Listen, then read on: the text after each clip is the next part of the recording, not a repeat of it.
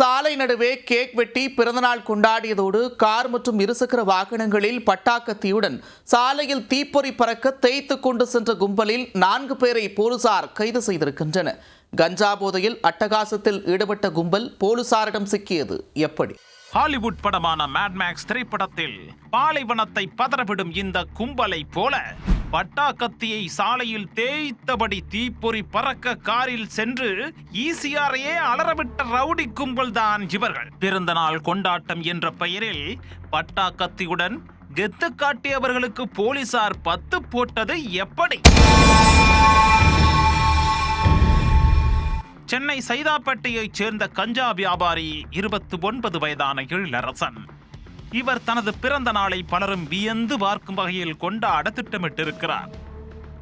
அதற்காக சென்னை கிழக்கு கடற்கரை சாலையில் உள்ள பனையூர் 10வது அவென்யூவில் தனியார் விடுதி ஒன்றை புக் செய்திருக்கிறார். கடந்த 5ஆம் தேதி பிறந்த நாள் என்பதால் 4ஆம் தேதி மாலையே எழிலரசன் மற்றும் அவரது நண்பர்கள் அங்கு சென்று மது அருந்தி உள்ளனர். இரவு 12 மணிக்கு பிறந்தநாள் விழாவை கொண்டாட காத்திருந்த நிலையில் பிறந்தநாள் விழாவுக்கு அழைத்திருந்தவர்கள் ஒருவர் பின் ஒருவராக வர ஆரம்பித்தனர். தனியார் விடுதிக்கு சொல்லிய ஆட்களை விட அதிகமான ஆட்கள் வந்ததால் விடுதி நிர்வாகம் எதிர்ப்பு தெரிவித்துள்ளது.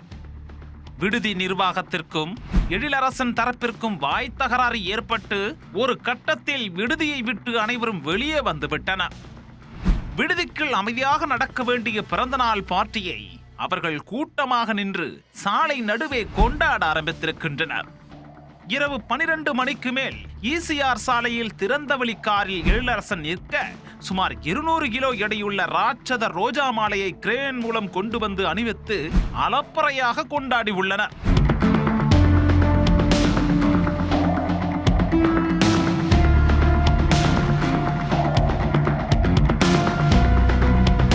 அதன் பின்தான் அவர்களின் அட்ராசிட்டி எல்லை மீறி சென்றது.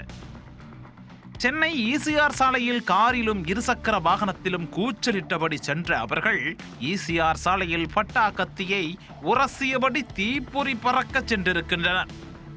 இரவு நேரத்தில் ஈசிஆர் சாலையில் இவர்கள் செய்த அட்டகாசத்தை அவர்களே செல்போனில் வீடியோ எடுத்து தங்களது இன்ஸ்டாகிராம் பக்கங்களில் பதிவு செய்து கெத்து காட்டியுள்ளனர்.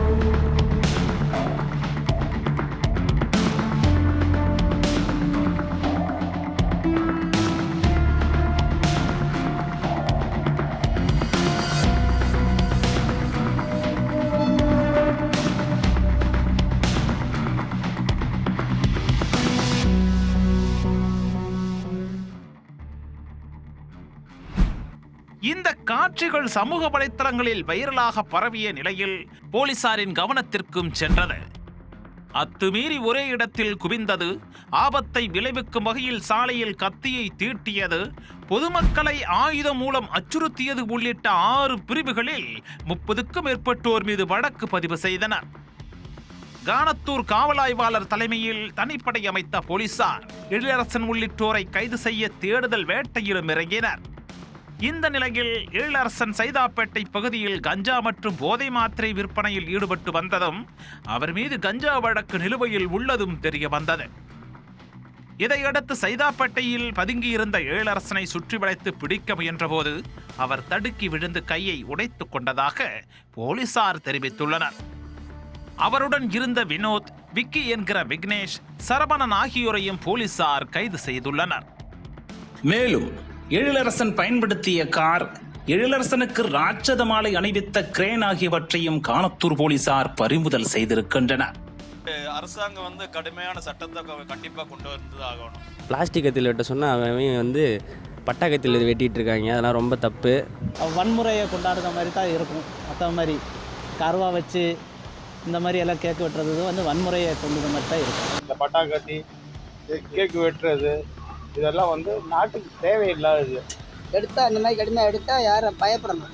இந்த நடவடிக்கை எடுக்கணும். ஒரு மாதிரி பாவப்பட்டவங்க, கஷ்டப்படுறவங்களுக்கு சாப்பாடு வாங்கி கொடுங்க. இந்த அனாதைகள் எவ்வளோ பேர் இருக்காங்க, அவங்களுக்குலாம் பொருள் உதவி பண்ணுங்க. அந்த மாதிரி பண்ணிங்கன்னா அவங்களுக்கு பிறந்த நாளைக்கு ஒரு அர்த்தமாகும், நம்ம பிறந்ததுக்கே ஒரு அர்த்தமாகும். தப்பி ஓடிய மற்ற ரவுடிகளை பிடிக்க திட்டம் தீட்டியுள்ள போலீசார் பிடிபட்ட எழிலரசன் உள்ளிட்ட 4 பேரை நீதிமன்ற காவலில் எடுத்து விசாரிக்க உள்ளதாகவும் தெரிவித்துள்ளனர்.